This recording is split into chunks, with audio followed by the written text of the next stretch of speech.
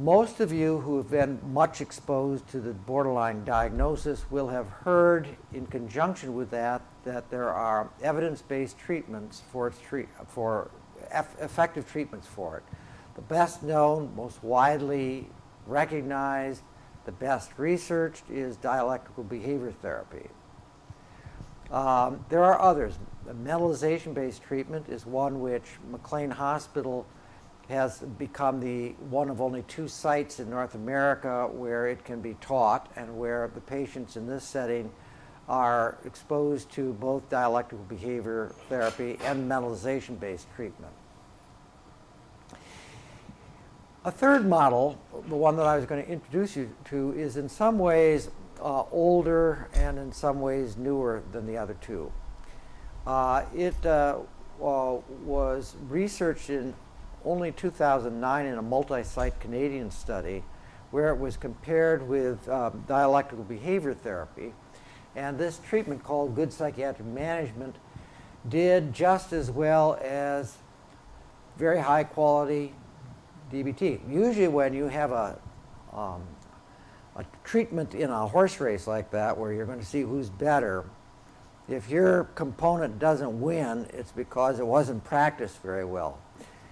In this instance, before I even saw the results of the trial, Marshall Linehan, who's the head of the DBT, originated that and has led the movement towards its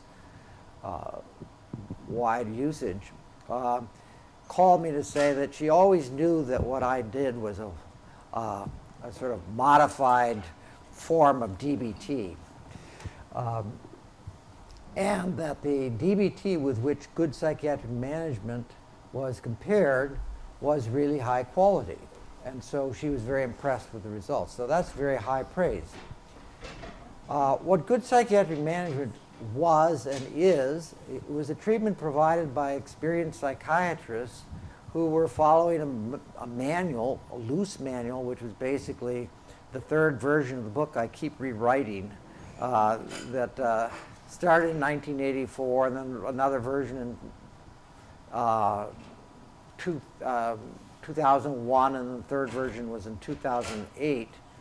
And it's a manual of treatment which is not specifically about a psychotherapy, but much more one geared towards management of the patient's life and circumstances. It includes medications, and it would be unfair to say that any psychiatrist can provide this, because the psychiatrists who practiced it there were all people who self-selected. They liked working with borderline patients. They had 5 years of experience and they had a manual to follow of sorts. It was a book. But the fact is that most psychiatrists in this country, let alone the rest of the world, don't learn very much about borderline personality disorder. And some, if not much, of what they're taught is misinformation. For a long time, this was a disorder which was thought to have a poor prognosis, or if it was to be treated, it could only be done by experts who went, and patients would undergo a long and intensive treatment in order to show improvements. The natural course of this disorder is one where most borderline patients out in the community, including and those who come to McLean Hospital, will have remissions. That is, the signs and symptoms on which the diagnosis is based remit gradually over a period of years, so that by 1 year, about 20% of the people will fall below 2 criteria. By 2 years, it's more like 40% below 2 criteria. By 5 years, it's like 60%. By 8 years, it's 85%. Those statistics do not depend upon whether the patients received intensive treatment or treatments which were specific for borderline personality disorder. That's the natural course of the disorder. So that's very good news. A positive corollary of that is that when patients get better, they generally stay better. The negative side of that is that a lot of people have remissions of their symptoms. They stop having angry outbursts. They stop cutting their wrists.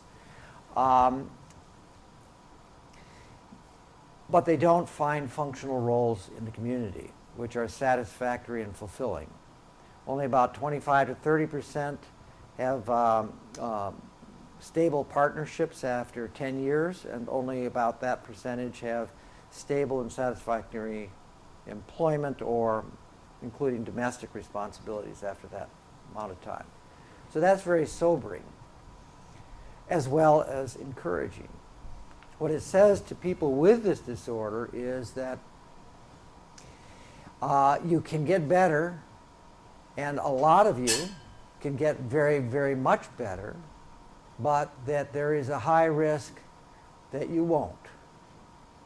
And what differentiates the people who get better from those who don't, we don't have a whole lot of information about. Certainly, the younger you start, the better educated you are or become, the better. The better history you have of employment, the better. The more you have involved families, the better. Let me say a word about involved families.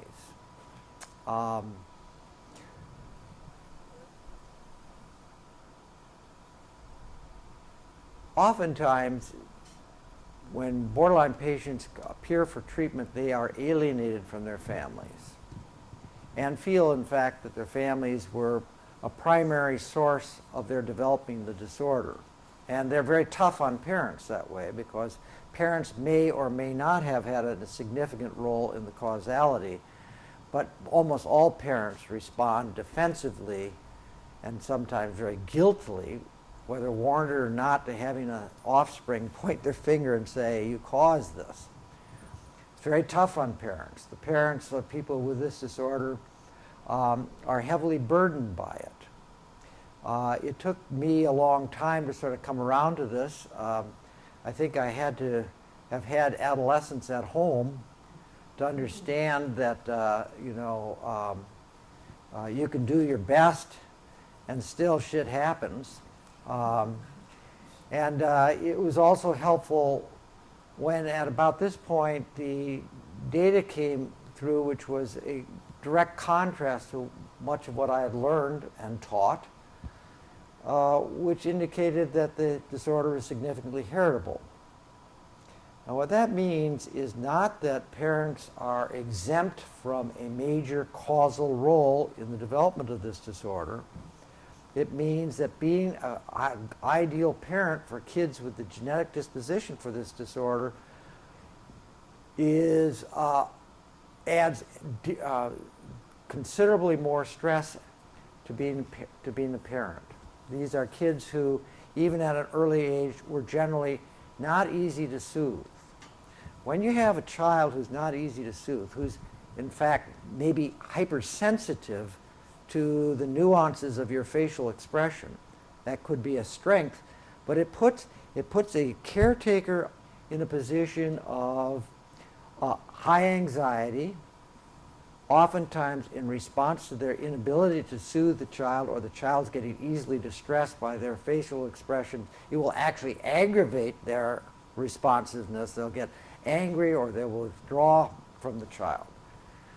And then that looks like bad parenting, but what it didn't take into consideration, and certainly by the child, it would appear as bad parenting. It did not take into consideration the interactive sequences by which the parenting occurs. It's an interactive thing.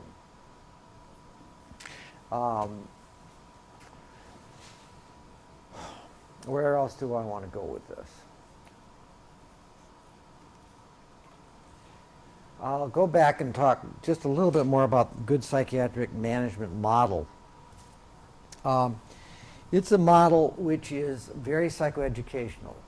It starts with the idea that every patient with this disorder, every parent with this disorder, everybody who is involved with somebody having this disorder should know about it. You should start with a sort of common informational base. It does a lot towards, for instance, advancing or getting people out of the parent blaming, child blaming thing. It doesn't solve the problem, but it gives everybody a little breathing space. Yeah, the parents contributed something, but yeah, you were a difficult child.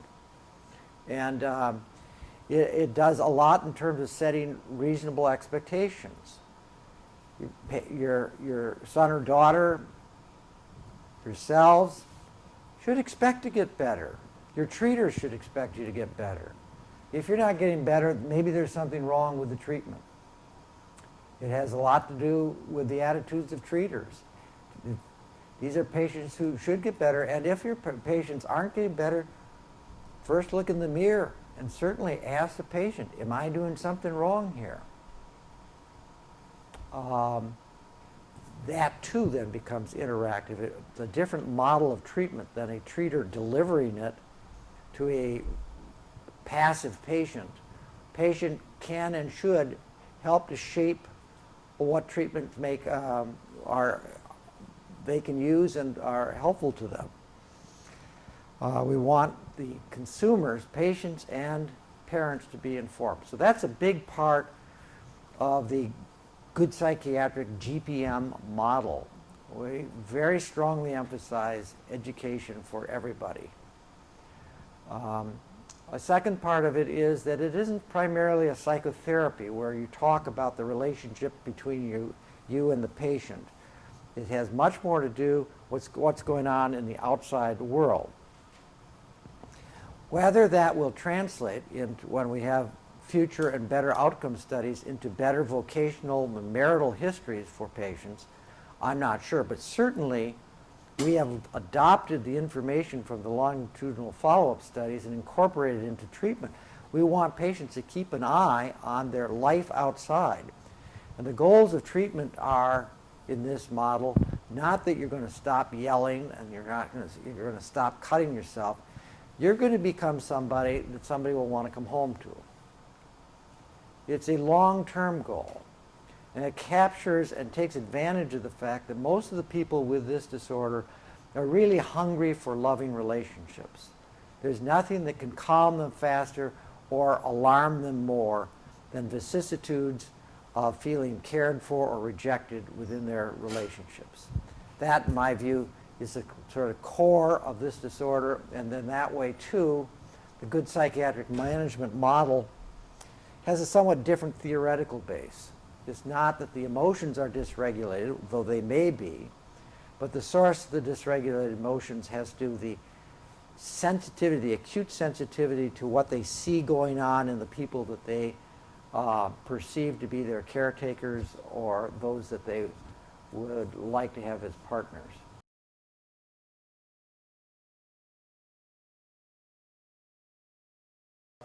Psychoanalysis contributed some valuable concepts to understanding borderline personality disorder. As a treatment, it was responsible for, to a significant degree, to the bad name that this diagnosis achieved, because the treatment that was offered to patients actually made them worse, and the psychoanalysts wrote about this as if these were very difficult patients who didn't get better, treatment-resistant complainers, help-rejecting, negative therapeutic reactions. There was a extensive literature. There are 29 books written in between 1968 and maybe 1980 by psychoanalysts on the treatment of borderline personality disorder. They had some very good observations about what the borderline illness is about, or disorder is about. But they contributed, none of them had one single case report that was positive. It was all about the vignettes and what went wrong. And there was very little of it that suggested that what was going wrong in the office was because the psychoanalyst presented a impartial, neutral, passive presence which actually alarmed these patients, made them feel neglected, made them open their imaginations to the fact that this was somebody who might be thinking bad things and cruel things, projecting onto them things that they were thinking about themselves.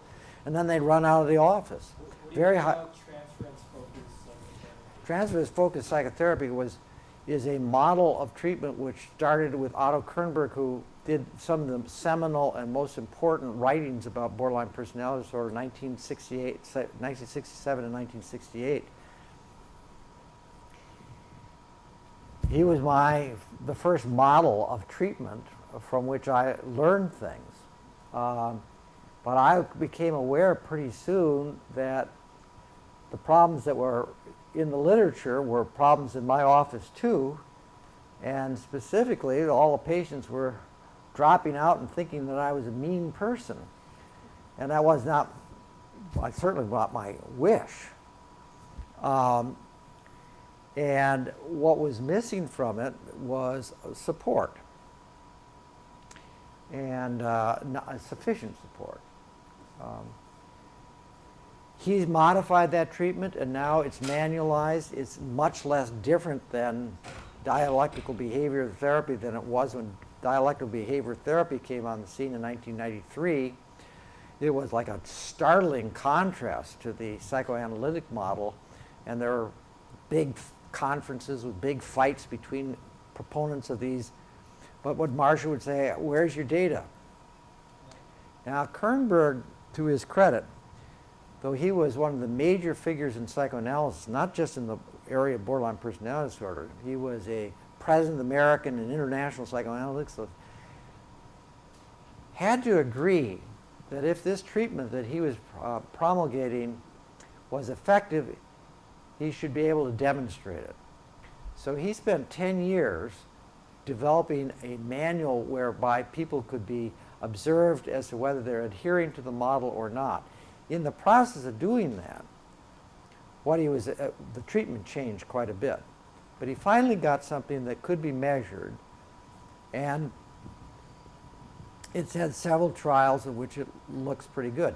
The difficulty with those trials are that the patients have to be outpatients who can withstand a lot more frustration than many borderline patients.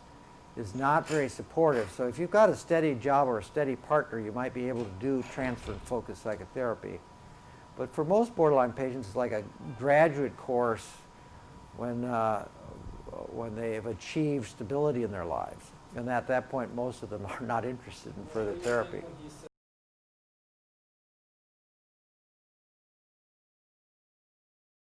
What's missing in the DBT model is the psychology. What's very present in the transference-focused psychotherapy model is the psychology. Is missing, not as nearly as strong on the behavioral or the social components. And having said that, going head-to-head in the only trial ever, they did about the same. So it's the common ingredients which may have more to do with their efficacy than the specifics. DBT is much easier to learn and easier on patients. And very few therapists can do TFP treatment.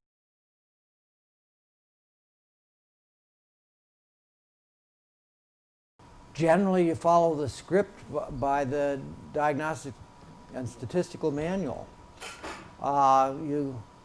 And it's usually not helpful if the clinician tells a patient that's what they have, but rather involves the patient in making the diagnosis themselves. So it doesn't come out of the blue and like being done to them, but rather something that, and when it's done that way, more often than not, patients will say, gee, that's like looking in the mirror, or this makes a lot of sense to me. Sometimes patients have negative reactions to it, and those are oftentimes those patients who've been on inpatient units where they have been exposed to the informal talk by nurses about the most difficult patient on the unit, the one nobody can stand. Oh, she's borderline. And so it takes on a stigma, which is can be quite negative for people who've been exposed to the diagnosis in that way. I mean, we developed the original diagnostic interview here in the 1970s, and the criteria for the disorder are derived from that interview. It's better than the DSM. It's much more extensive, more detailed. The DSM was derived from it.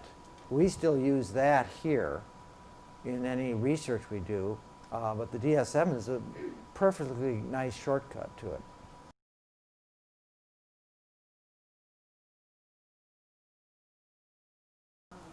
I think by textbook you're referring to the PTSD as it's defined in the textbooks, with flashbacks and loss of memory and a fearful attitude and nightmares and high anxiety. Is that what you're referring to? 70% of the people who grow up and meet criteria for borderline personality disorder will report trauma in their childhoods. The most common is neglect, but more discriminating, no, not more discriminating, but that which has gotten the most publicity has to do with sexual abuse. There's no question it's more common in the backgrounds of kids who develop borderline personality disorder, but it's also common in lots of other disorders, and whether somebody develops borderline personality disorder is probably not very specific to that trauma. They may develop PTSD as a result of that, but whether they develop borderline personality disorder has something to do with how sensitive they were to the event, that is, what the vulnerability of the kid was going into the event, and then whether in the aftermath of it, it got processed with the supportive other people. That in general, whether you get borderline personality disorder or not, makes the difference as to whether trauma in childhood has lasting consequences or not. What the kid's vulnerability was and how it got processed. The events themselves are not that powerful predictors of adult consequences. So with respect to borderline personality disorder, there have been so many studies done on this, and what's traumatic is one of the complications of this literature. If the child says it's traumatic, does that mean it's traumatic, or is this a retrospective elaboration done for purposes of trying to get some help? What's traumatic for one kid, something can be extremely traumatic with lasting consequences, which on paper doesn't look so horrible, like being violently assaulted by a classmate. And somebody else can be violently hurt by their primary caretakers over a period of years, and one develops traumatic, PTSD with lasting consequences, the other one doesn't. So that whole literature gets very complicated. It has to do with the kid's vulnerability, their ability to process, their resilience, and whether it gets processed with a support, when it gets talked about with supportive others in the aftermath. The statistics from thousands of patients in whom this has been documented and studied say that 15% of the variance as to whether somebody develops borderline personality disorder or not is due to their childhood trauma. That's a lot. It also underlines what I'm saying about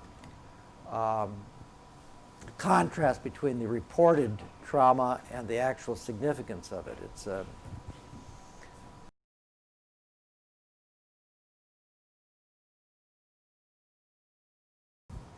I was talking about this earlier this afternoon. This is new. What's new about it is that when I'm close to 70 years old, what I've been writing about all these years, somebody puts it to a research trial and it shows up to be very good. So all of a sudden what I've been teaching as sort of good basic knowledge, good basic textbook stuff, now takes on a certain panache, where I'm standing up there, talking about my model of treatment. Well, I felt two things: enfranchised by this, like maybe I should actually go out and sell this, because it's easier than the other models, and it's more geared for what doctors know anyway, and so they all avoid these patients like poison, and they ought to sort of know basic stuff. It's not rocket science, and most of the patients will do well. That would be a radical change in the attitudes and environment in which borderline patients enter into the mental health system. If they're in a hospital and the doctors and nurses are talking about, oh, this is a person with borderline personality disorder, it's got a good prognosis. That changes the whole ambience for the family and for the patient about what to expect from their future. And so I'd like to revise the training of psychiatric psychiatrists in the country, but that's sort of a grassroots thing towards moving towards more positive attitudes where people don't avoid these patients. 70% of American psychiatrists actively avoid working with borderline patients. It's case management. So ultimately, it's more of the sorts of things social workers are taught than psychiatrists and psychologists. But I'm entering this in this level because it's my natural milieu, and I think that the ripple effects are very strong if you can get the psychiatric community changed.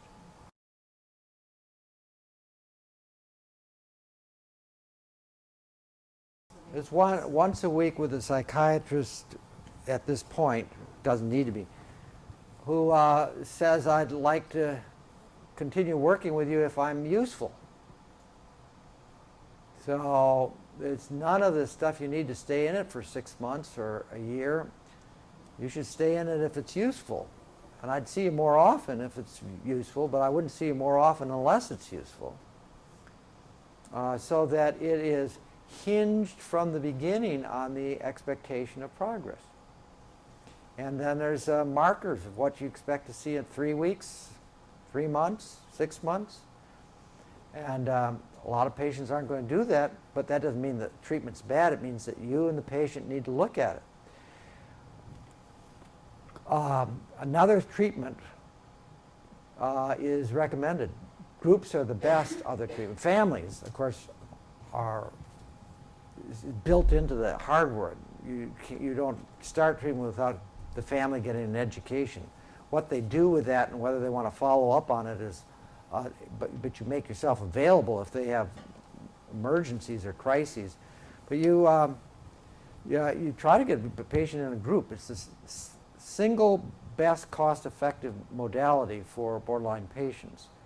And that's another thing that in my mission now to go out into the world that I am very insistent on. If you've got a clinic where you want to treat borderline patients, make treatment contingent upon their being in a group.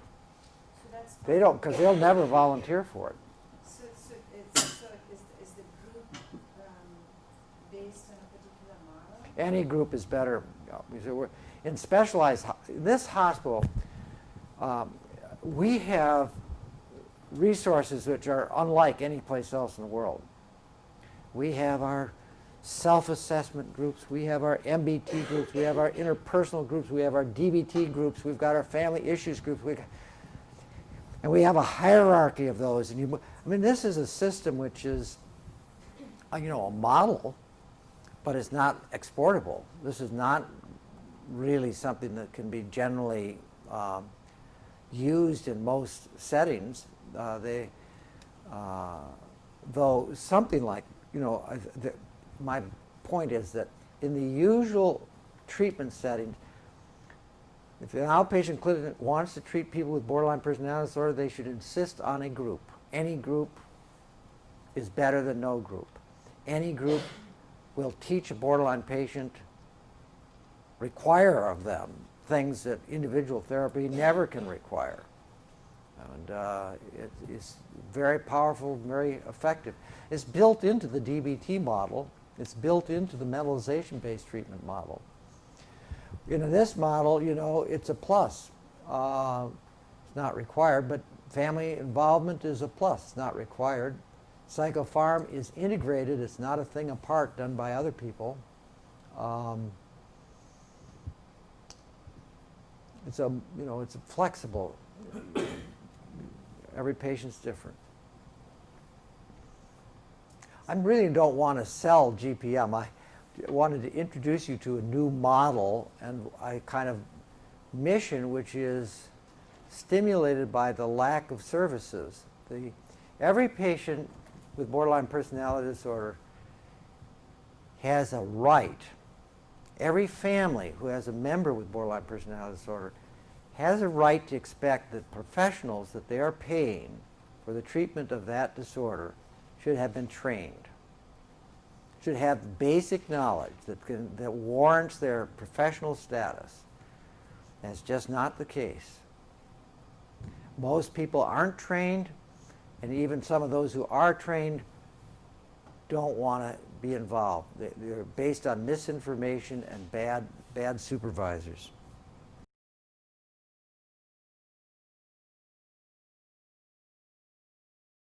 Most psychiatrists at this point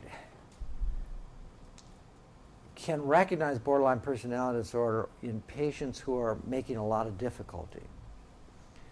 They don't usually want to go there. They will explicitly and consciously structure their assessments to focus on the comorbid conditions. Oh, it's a substance abuse problem. Oh, it's depression. 75% of the borderline patients who present have major depression. Ah, we're going to treat the depression. Oh, impulsivity and bipolar disorder. We're going to do this. Now, there's some part of that which is sort of practical, pragmatic, and understandable. If the person has major depression or bipolar disorder, you can initiate a trial with medications, which is relatively easily done. And if it's helpful, it would be a very cost-beneficial way to address this problem. It's also easily reimbursed. There's no trouble with third-party payers. That doesn't mean that oftentimes they don't know that the person also has borderline personality disorder, but they don't feel capable of dealing with that, or they don't want to deal with it. So it's only when these initial medication trials fail that then sort of will the borderline personality disorder diagnosis be introduced. Then the problem is finding places and people who want to and know how to treat them. That's still a major national problem. DBT can claim more trainees by far than any and all other treatments put together. But what is it, like 5,000? 10,000? I mean, maybe. And Marcia is always complaining that people say they're doing DBT, but they're not doing it right. But she's got unrealistic ideas about this. But 10,000 when 20% of the hospital admissions and 15% of the clinic visits and 2% or more of the general population have this disorder. This is just a drop in the ocean.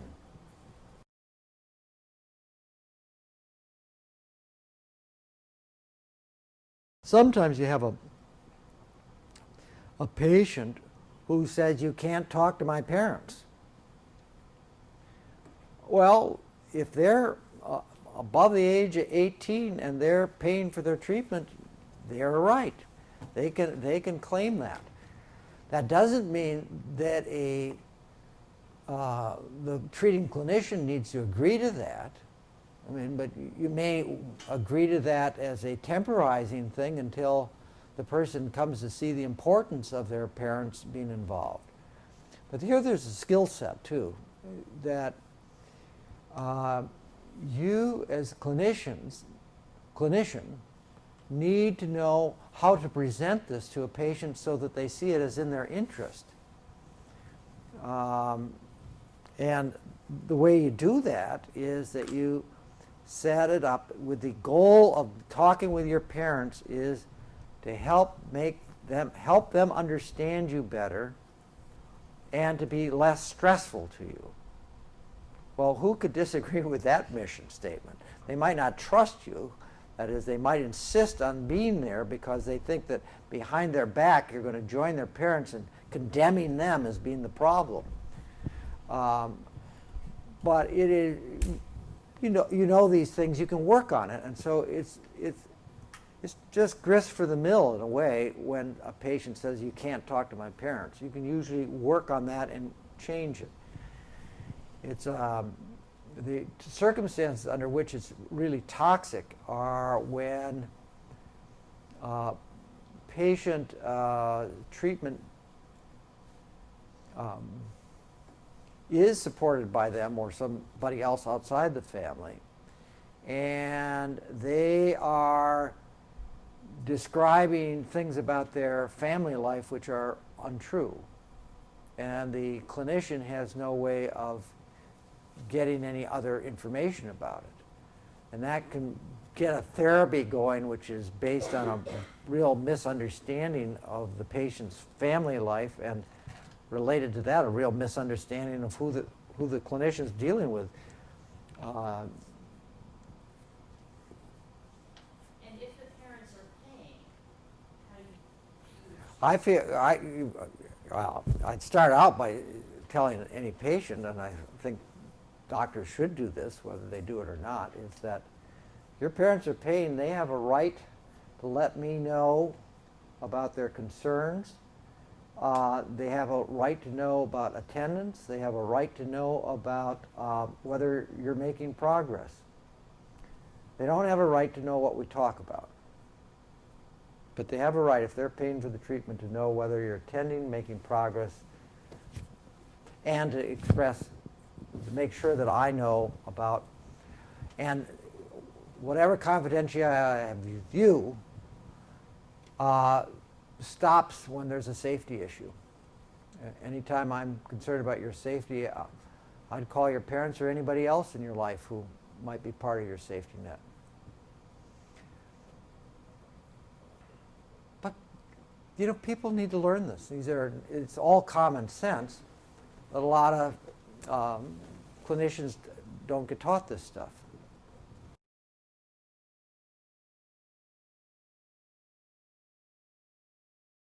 Once people remit, only about 12% relapse.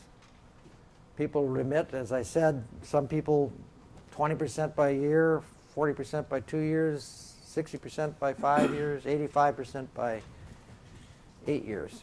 And that's true of a McLean sample.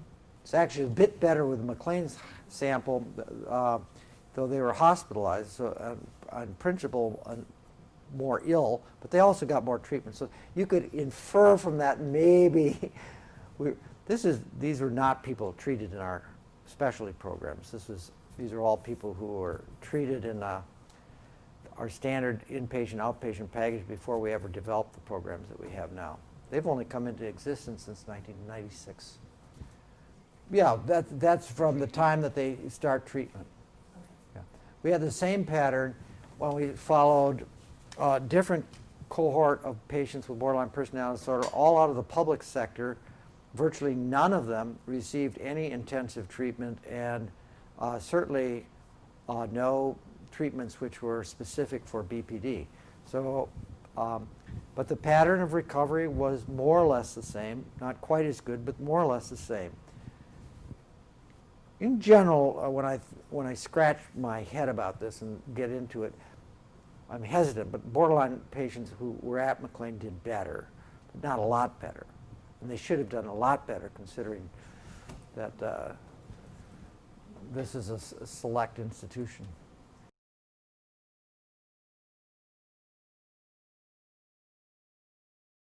I have no doubt that the postpartum, the stresses of having had a child, the biological revolutions of that period, as well as the sociological and psychological, make it a stressor which likely affects people with borderline personality disorder more than others.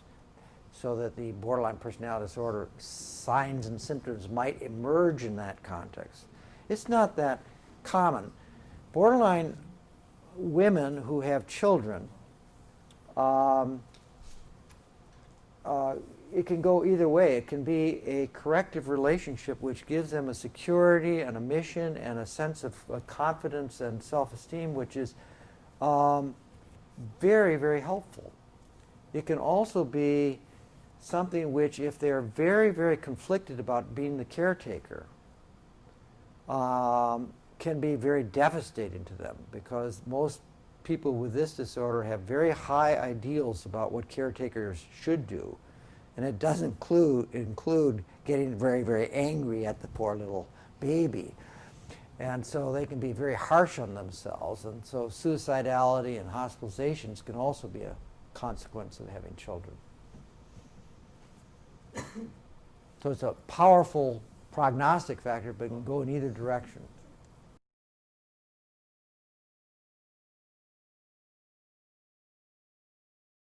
The trajectory, this is relatively newer research, but the trajectory for somebody who develops the diagnosis at the age of, let's say, 14 or 16 is about the same as if you get a cross-sectional sample that starts at around 20. So that the prognosis in adolescence is about the same as when you're 20. There will be some who recover more rapidly. There will be some that have a more persisting course. With apologies, we still don't know enough about how to identify those who are likely to have the more persisting course at baseline. I said we've got these simple things, the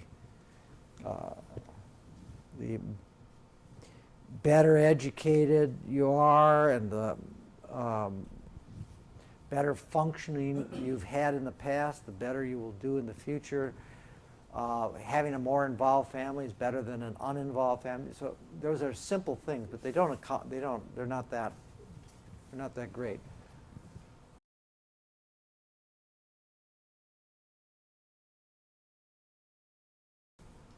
I don't know what you can do more than recommend it, encourage it, and give her education. You could give her reading materials if you think this diagnosis fits. Then give her reading materials. If she comes to the conclusion on her own, it's a lot less scary than going to some stranger where they're going to say God knows what. She can read this and say, no, that's not me, or she can say that's me. You know, it's not coming from above. There are no clear implications. It's not cool. Doesn't have the power that's associated with diagnoses when they come out of institutions.